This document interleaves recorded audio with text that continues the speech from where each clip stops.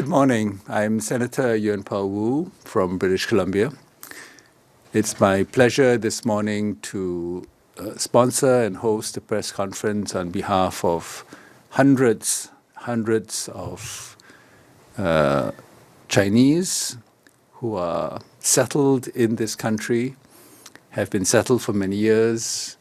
They've been students, they have jobs, they have families, and they've applied for status in Canada at varying stages, including citizenship status.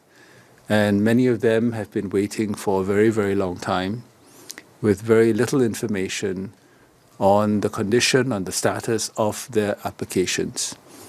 They are here today mounting a peaceful demonstration on Parliament Hill to express their concern, to hope that someone is listening to their situation, and to call for IRCC and the other departments that are doing screening, particularly security screening, to provide some clarity, some information, and ultimately to provide assurance that they will be treated fairly and in an expeditious manner. So we have 4 of the representatives here today. There are many more outside on Parliament Hill. I invite media to visit the protest, to talk to the folks who have come from across the country to express their concerns. But at this conference, we have 4 representatives who are speaking, and I want to start by inviting Ning Xing to begin his remarks. Please. Thank you, Senator. Good morning, everyone, and thank you for being here today. I'd like to thank Senator for supporting us, and also everyone that is outside to support us. My name is Ning Xing, and I'm speaking on behalf of all the applicants from across Canada who are gathering today on Parliament Hill. We are workers, families, and skilled professionals who have been living, working, and contributing to this country for many years. Many of us were invited by provincial and federal governments to apply for permanent residency or citizenship because our skill and our work are needed in this country.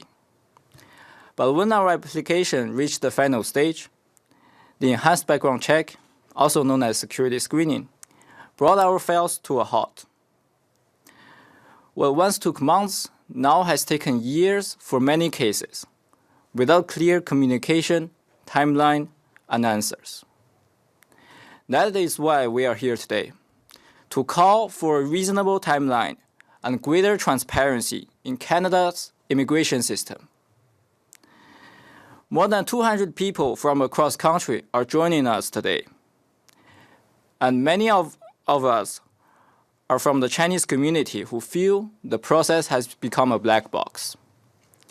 The frustration and uncertainty are overwhelming.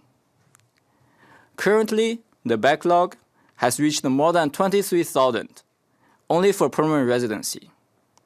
At the same time, the processing capacity has dropped to an all-time low.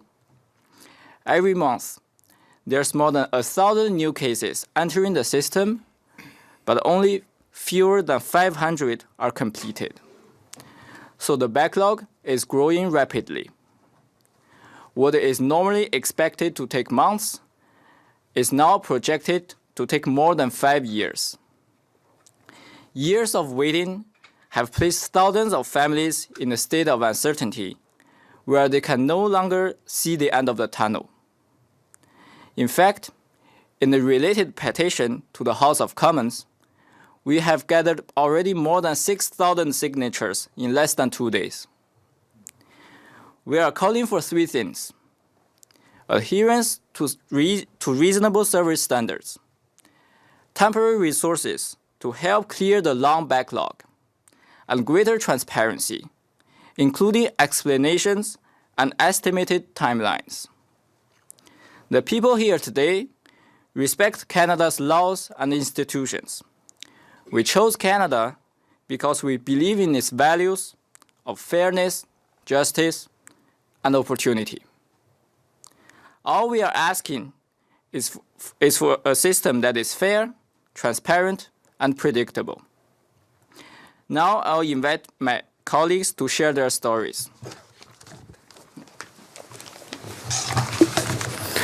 Hi, everyone. I'm Jiang Jialin.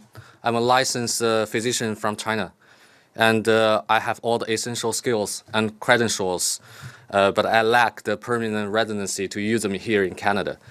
Because to serve as a physician here, I have already done my part. I passed the MCCQ1 examination, earned my MD equivalence in Quebec, and completed a 3-month clinical observership within the medical genetics department at McGill. And as a physician scientist, my public research in cancers have been cited over 1,600 times. And my latest work just uncovered a new potential cure for specific subtypes of lung and ovarian cancers. However, my PR application has been stalled in security screening for almost 1 year, and more importantly, no end in sight. The thing is, the PR is a mandatory prerequisite for my application in the Canadian medical residency programs. So now I have to live in fear of not only missing the season of 2026, maybe even the 2027. And I remember that the other day, one of my former colleagues called me, asked how many patients do you have to see in a typical day here in Canada? I told him I couldn't even have had the chance to apply for this license yet. And as you know, the prolonged absence from clinic is devastating to doctors' professional skills. And at the same time, Canada is facing a very severe physician shortage. In Quebec alone, 35% of specialists in this field is nearing retirement. And patients have to wait up to 6 months for such appointment. I'm here ready to serve, but I find myself sidelined by immigration delays, especially that there are always unfilled positions every year in Quebec. Therefore, I want to say that medicine knows no borders. We came here in good faith.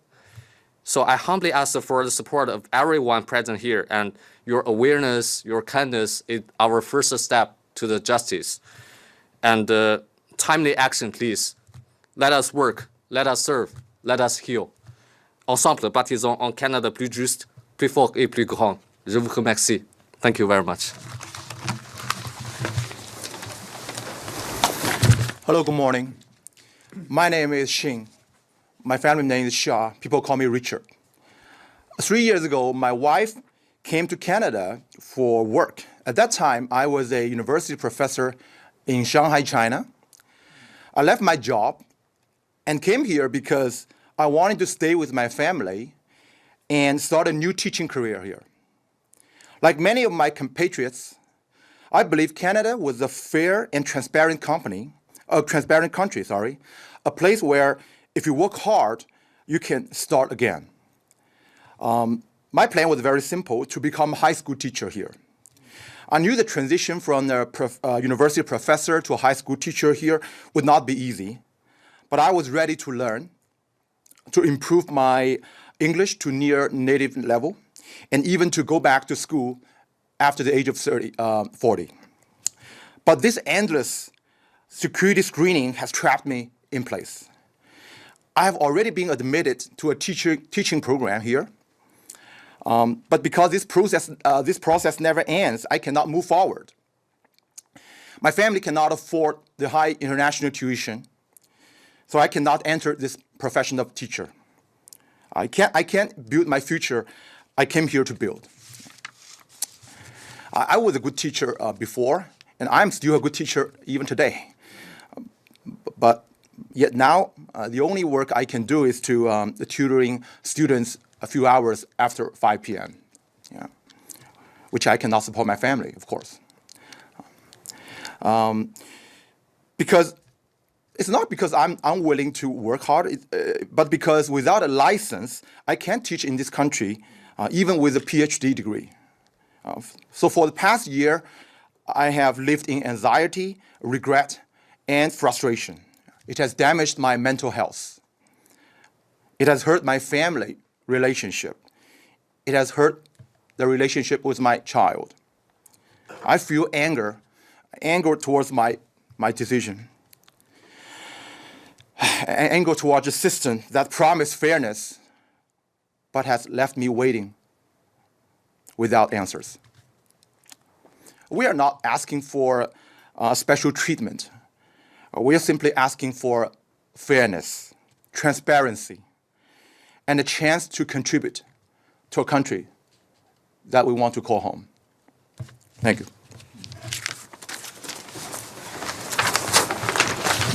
Hi, I am Hua-Qing Sun. I'm one of the people who is undergoing this haunting nightmare, a security screening with no end in sight. I gave up everything and restarted my second life here in Canada and made it my second home.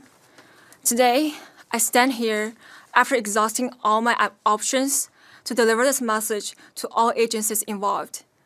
Behind my application, it's a real person and their life that's on pause, not just delayed. Here's my journey. I applied through Express Entry, which IRCC claimed was a fast-track system with a processing time of about 6 months. But today, my application has been in process for 34 months and locked in secure screening for 31 months. Currently undergoing a secondary screening with CBSA for 10 months, with no end in sight. During this process, I reached out to every party I could, IRCC, CSIS, CBSA, but only received temporary response. It's a bureaucratic ping pong with our lives as a ball, and they chose to look away. So if you ask me how I feel from day to day, it feels like being trapped at the bottom of the well and left there to die. I keep calling for help, but it feels like yelling into the void.